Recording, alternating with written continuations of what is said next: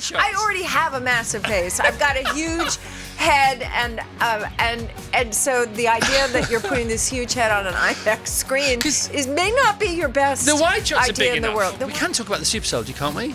The what? The super soldier, aren't you? Isn't your character? Isn't she nefariously, secretly creating a super soldier? I can't say anything. You literally can't say anything. No. Okay, that's good. That's good. Good. So, yeah. You have power. Can you say this? I don't know. Let's see. You probably can't. Your character has powers, but not superpowers, unlike most of the other people in the film. Can you say that? Yes. It's pretty gritty, this film. I have to say, it's. I think, honestly, I think Marvel fans are going to be psyched because it's sort of, it has a kind of old school Marvel vibe to it. It's. Well, oh my goodness, we can't quite believe it. People who have never been near this show since we've been here for the last 100 years are suddenly our best friends. Oh, well, I wonder why.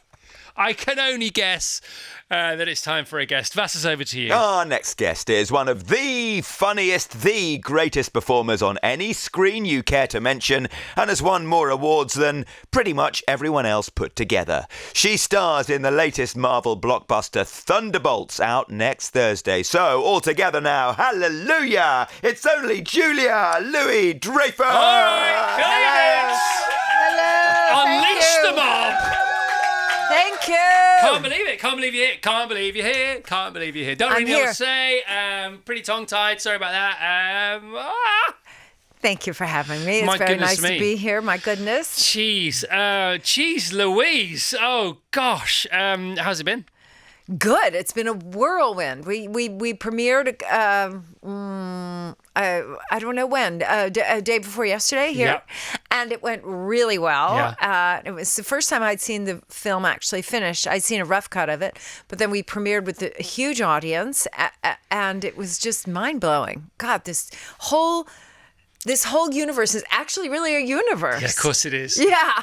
And I run through Leicester Square because I park up in Baker Street every morning, 4.5 miles, and I run here, and I always run through Leicester Square. So I see all the setups for all the premieres. Oh, I see. And I just come back from LA. I landed on Saturday because I've been over there on holiday with the fam. And so my first day back at work was on Tuesday. So I'm shuffling through Leicester Square and I'm thinking, oh, this is a big one because it was massive. Massive. I mean, huge. Yeah. And this was at 5:30 a.m. on Tuesday morning, the morning of your premiere. Yeah. And it was already like the bit. I said, what is this film? I know. And that was your movie. That was our movie. Yeah. Isn't that funny? Yeah. It's just nuts. And the Marvel Cinematic Universe is we all know about that anyway, but we don't know it from an insider's point of view. Yeah. So you're there on the night. It's not your first outing in this sort of parallel universe. Are there any nerves as you're sitting watching it with thousands of people or not?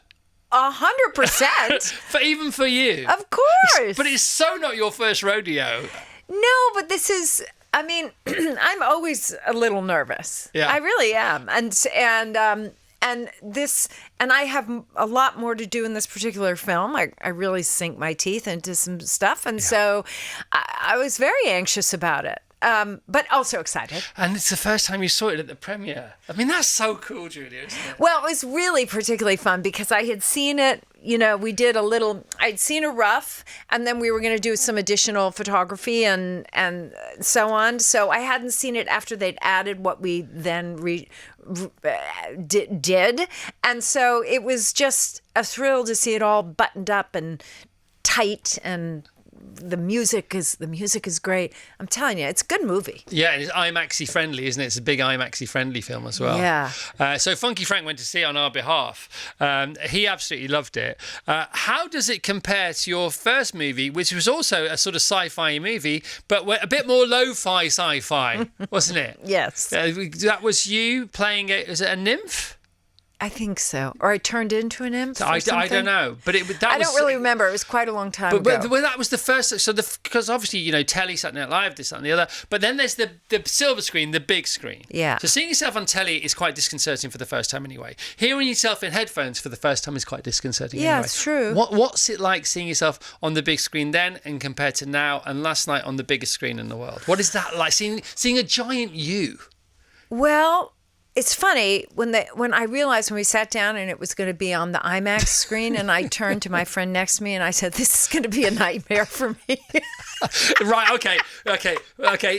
Let's dive into that. Right. Take us through that. Unpack that potential nightmare. Yeah. Well, I mean, because you're just so big. I know. Yeah. Your face is massive. Just massive. Sometimes they're just headshots. I already have a massive face. I've got a huge head, and so the idea that you're putting this huge head on an IMAX screen may not be your best. The wide shots are big in enough. The world. The mid shots are big enough. Thank you. But then there's the headshots. I know. Big head. But here's the thing. You get used to it real quick. Do you? Yeah. All right. So it's only IMAX for me here on out. What could IMAX bring to what is already a potential nightmare just from a big head point of view? What does IMAX bring extra to the party? Well, let me ask you. You seem to be an intelligent person. Well, thank you very much. Jury's out, but anyway. Come on, I'll take it from you.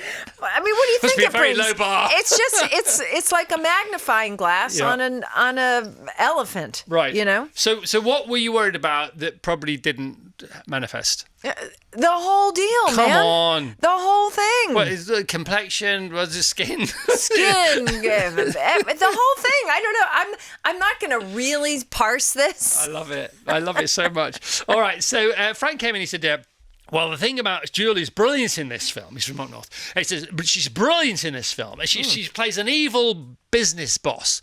And then I said, I think she plays the head of the CIA. But is it easy to blur those lines? Because she's quite nefarious. She's got an entrepreneurial kind of thing going on. She's would you call it, is it state office capture that she's up to? Well, I can't say too much, of course, because the movie hasn't come out yet. Yeah, he said a bit too much. I think he may have said too much. Yes. I'm not going to verify anything. By the way, he's only been in the business for 3 months. Oh, so he's on his way out then. Tomorrow. Yeah, of course. Absolutely. He's done. Yeah. Finished. Yeah. Anyway, I can't tell you anything. Can't tell us anything.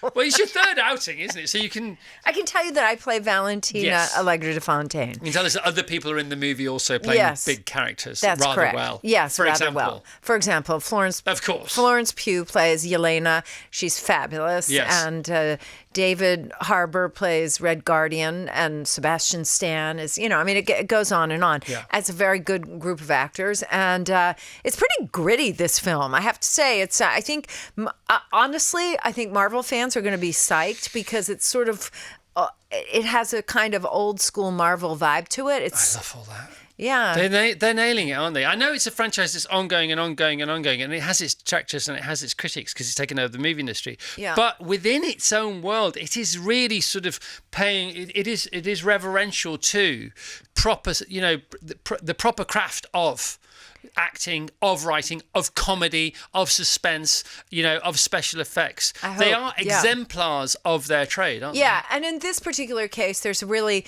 our director, a guy named Jake Schreier, really great director, right?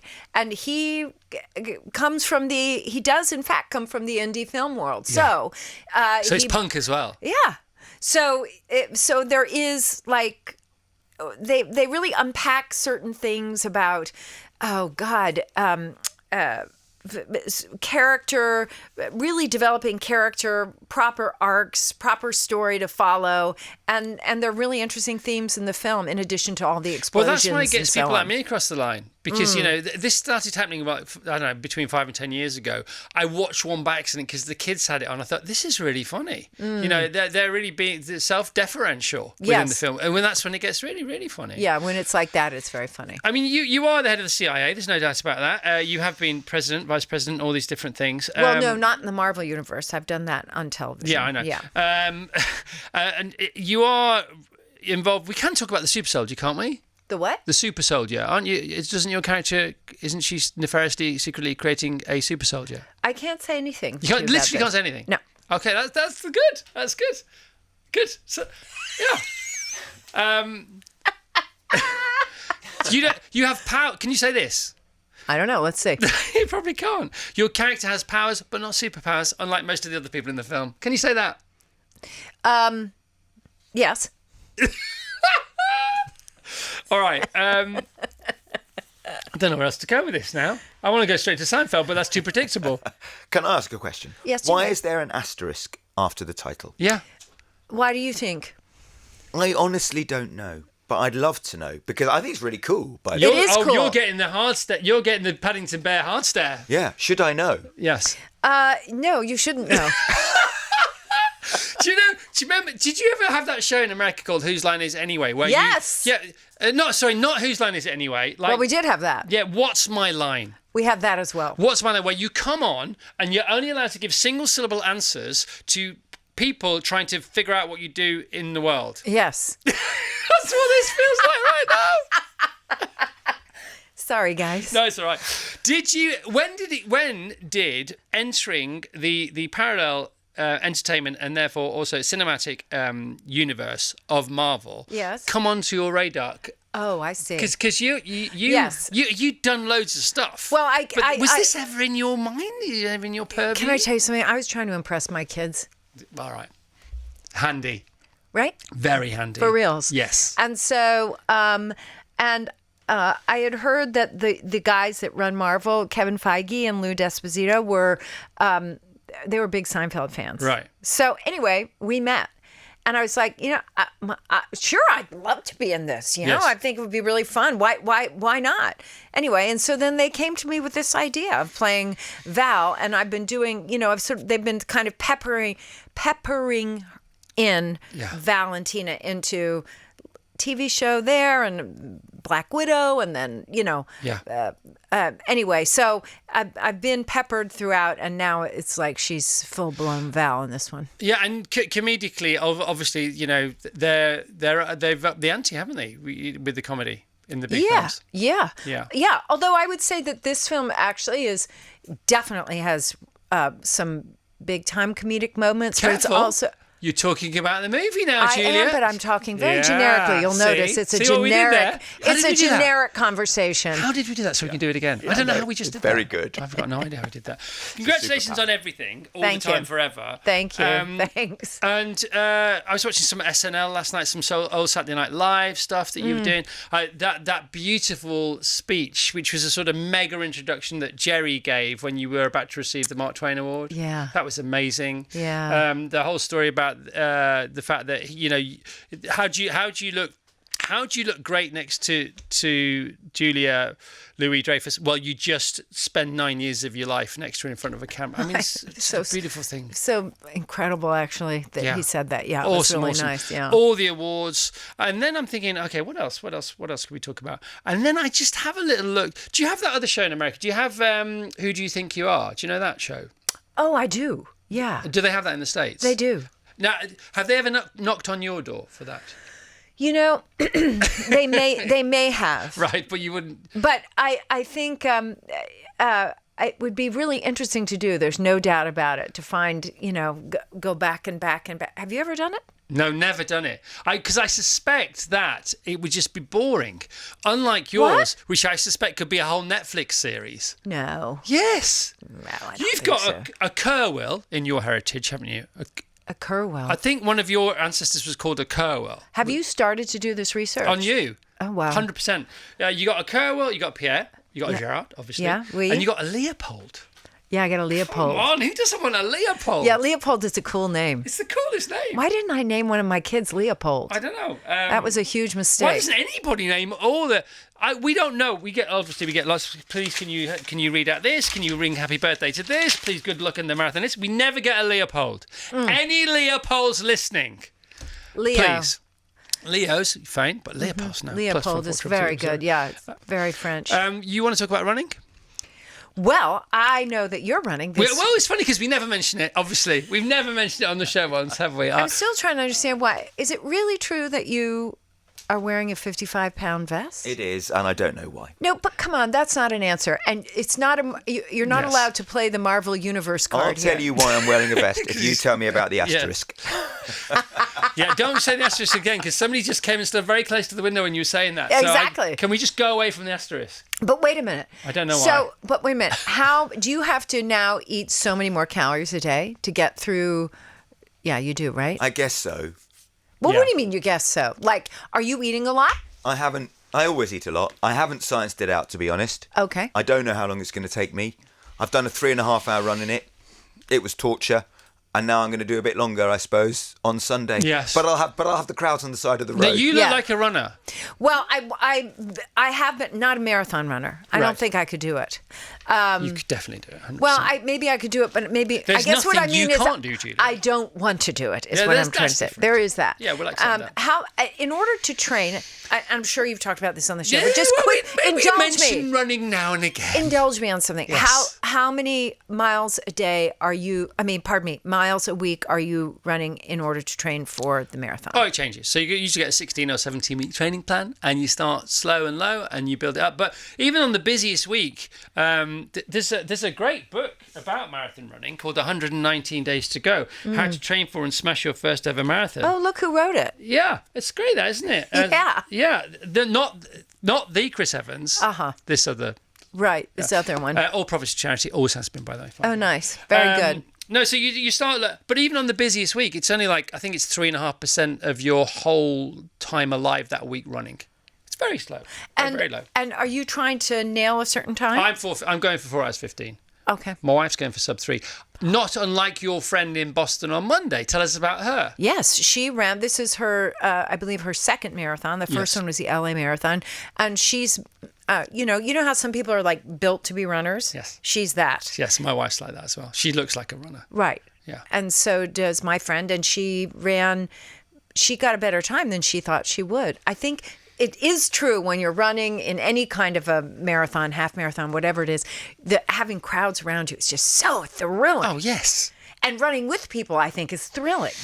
I mean, at least the few times I've done, like a 10K or whatever, I've just loved it. So she was a sub 3 hour girl, wasn't she, on Monday? It sounds like she might be at 7.5 minute miles. Yeah. Well, No, 7, I want to say 7:20. So that's what? So that'll be 3 3 something. 10, yeah. Pretty good. Pretty fantastic, especially in Boston with the Heartbreak Hill. Yeah, 20 right. miles. 3 something. So is Boston meant to be the hardest one? It's Of the- the marathon majors. Well, it's the Mecca. It's Yeah, every, New York and yeah. then Boston. Oh, I see. But everybody doffs their cap to Boston. 'Cause And have you guys run those? I haven't. I haven't done Boston, no. Yeah, I think I might run Boston next year. We're doing Chicago this year. Did New York this year. Oh, you did? Yeah. New York last year, November. Chicago this year. Wow. But it's not about us. Right. So I also to get myself excited about today, which I didn't really need to. Can you tell? We're excited? Yeah. I've been doing this forever, by the way. Yeah. This might be the most excited I've been. Right. Have you had your coffee?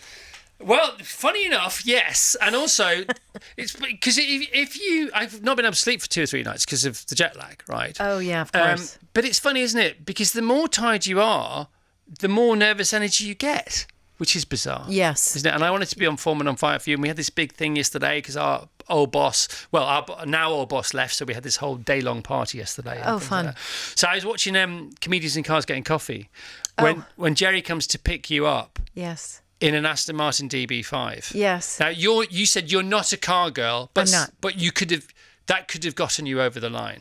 Well, it was a pretty car, wasn't it? A pretty car. Yeah, like a piece of jewelry, really. Yeah, Yeah, it was stunning. just gorgeous. Stunning. Yeah. And then you and your eyes light up when you answer the door, like they are now, just thinking about Jerry. Yeah. And, his also when he sees you. Yeah.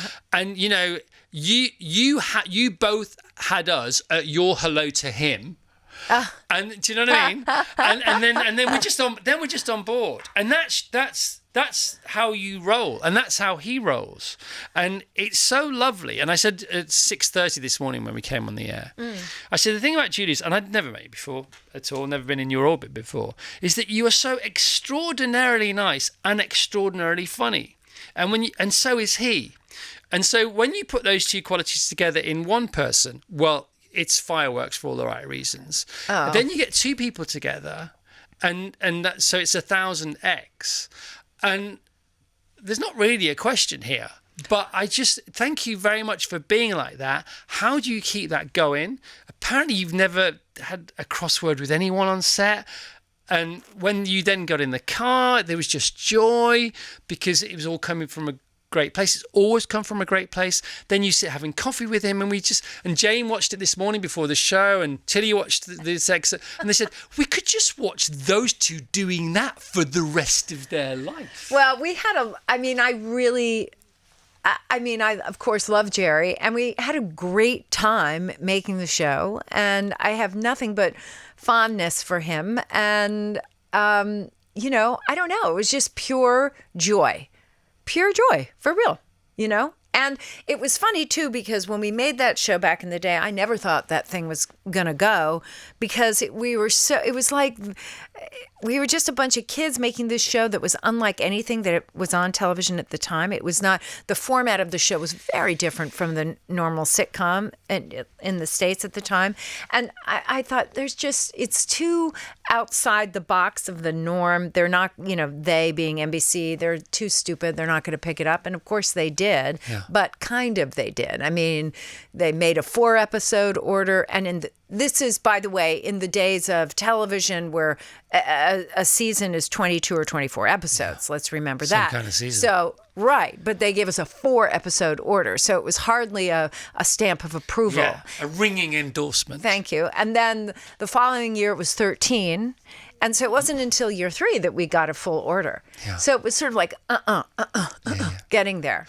And then, and everybody knows you for that and/or Veep, but then there was this other mega hit in between, which often gets overlooked now. Yes, it does. Yeah, the old Christine was a. Is that the New Adventures sorry, of Old. The New Adventures of the Old Christine, which I've never seen. Yeah, so I've got to go back and go and have a look at that. Yeah, you got to look at that. So Jenny, who works here, she's never seen an episode of Seinfeld, but she was all over Veep. Oh, and do okay. you get that from? Yes, yeah, it's funny, isn't it? I mean, they're really apart time-wise, right? I mean, yeah.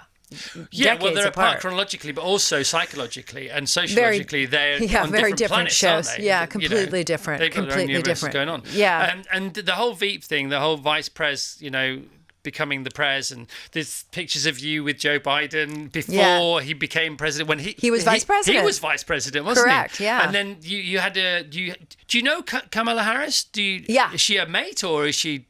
She's lovely. Is she a friend? Was she a friend? Sure, but not real. I mean, it's not like I can call her up and say, you know, you want to go get coffee. It's about patterns, isn't it? So we often say, you know, when people write a novel or something, it happens to be prescient. The day it comes out, the things in the book are happening, but the book was written 2 years before. I know. That's a pattern thing, isn't it? Did you see all what was? It happened all the time Come on, on tell Veep. us more about that. I mean, it really did happen all the time. I'm trying to think. There's so many. For example. Come on. We had a long-running joke that Jonah Ryan, played by the marvelous Tim Simons, was trying to get rid of daylight savings time. Yeah. And then that became a thing in Congress a couple of years later. A bunch of folks started to try to get rid of daylight saving times. And we put it in because we just thought, like, who's going to waste taxpayer dollars spending energy working on this when there are a gazillion other things to be tackled, right? Yeah. But that's just one tiny example. I mean, it just went on. Well, we had a whole thing on vaccines. Yeah, crazy. We had a whole thing on vaccines, and then here we are with all this vaccine insanity. But the whole pattern of the the offices of vice president and president, even all that came true, didn't it? That was ahead of the game. Yeah, it was. It really was. And by the way, big shout out to Armando Iannucci. Yeah, of course. Because he was the one who conceived of Veep, and he created it, and we worked together for 3-4 years on that show. So the cross-pollination of the Veepers and the Seinfelders, people who were at the Veep party, how is there a sort of a character of, is there a sort of consequence of them having to go at Seinfeld, sampling Seinfeld? Does it travel, does the Veep does it cross over, sort of? Is does there the an fandom overlap? of Veep travel well to Seinfeld? I think so. I mean, I'm just, my gut tells me that, probably, just quality. because I mean, comedy's comedy. Yeah, comedy's comedy. It is. It's so cool. Yeah. So SNL, how many times you hosted SNL? Saturday Night Live? 3, maybe? 3 times. And were you part of the 50th anniversary? Oh, yeah. Were you on? Sorry, I've not seen that. Were you on that show? Uh-huh. Were you there on the night? Uh-huh. Tell us about that. It was bananas. Okay. Yeah. For people who don't know, just because a lot of people in Britain don't even know about Saturday Night Live. Yeah. Can you just give us give them a little framing? Yeah, so Saturday Night Live started 50 years ago Yeah. in the 70s. And it had a remarkable cast. Belushi, Dan Aykroyd, Gilda Radner, Jane Curtin, Chevy Chase, Bill Murray. And it was a show that was a live sketch comedy show every Saturday night, and proper live. Okay, so and the format is each week you get a host to come in. You've writers who work on sketches for a couple days. You do a read through. Producers decide of those sketches what goes into the show. Then you start to block it and put it in front of camera. And as the week progresses, things get cut. Yeah. Sketches get cut or reworked or whatever. And so, and by the time you get to air on Saturday night, lots of hearts have been broken. Oh my gosh. And and lots of hearts are full of joy. Yeah, so it's a completely whacked out schedule, and it's very difficult. And getting a job on Saturday Night Live is the greatest and most frightening day of your life as a performer, because it's what you want to do, but it's what you fear most because of everything you've just said. Right, except I got on SNL when I was very young. I was 21. Yeah. And I was not I did not know what I just said to you. I just knew it was the greatest show. Yeah. I was a teenager when it was on television initially, and then to get onto the show was like goo goo gaga time for me. Yeah. And then it was trial by fire, and I learned. Did you learn everything? I learned everything. Yeah. I was on it for 3 years. What did you learn on SNL? Everything? Yeah, I did. Pretty much everything. I actually did. Yeah. Chris says, hello, Chris and the gang. We named our son Leopold. Oh, wow. Come on. I love that. After his great-great-uncle Leopold Abs, a Welsh lawyer and member of Parliament on my wife's side, and my great-uncle Leopold Schkeppens on my side. As always, we have semi-hijacked an interview about one thing to talk about other things. So we must pay homage to Thunderbolts and to the Marvel Cinematic Universe. It's in cinemas next Thursday, 1st of May. What was your vibe in the auditorium last night? What did you think? How do you think it went? Oh, God, it was fabulous. It was. No, I believe you. Yeah, people went crazy. Did they? Yeah. Crazy at the end, crazy in the middle, crazy all the way through? All the way through. Whoops and hollers? Yeah. Yeah? Whoops and hollers, applause. There's some real tearful moments, and I am not kidding you.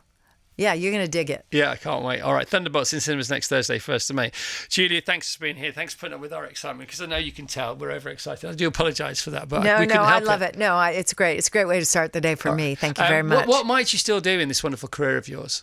I guess I'll come back here. I could soak up more of that positive energy. Yeah, what are you going to do on screen, though? What are you going to get up to? No, I'm just going to come back here. You're just going to come back here? Thank you. We can come see you. We can repay the favour. Yeah.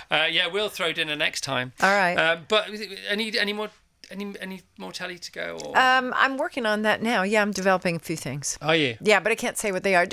Not unlike the Thunderbolts situation where I can't really talk about it. What about super telly, like the Netflix and stuff like that? Oh, yeah, working on that. You're working on all that? Yeah, I am. All right. So that's James behind the glass. James, who's been in a really big meeting, Zooming people in Australia who wanted to come and see and say hello. Okay. He literally is the biggest Seinfeld fan in the world. I'm pretty much up there, but he could scotch me on all of it. And also, you got to say hello to Jenny on the way out, because she's the biggest feet pan in the world. Okay, I Can promise. we hear it, please, one more time for Julia Louis-Dreyfus? Thank you, guys. Thunderbolts Thank in you. cinemas next Thursday, the 1st of May. Boom. We Thank did you. it. We Julia'd. Hurrah!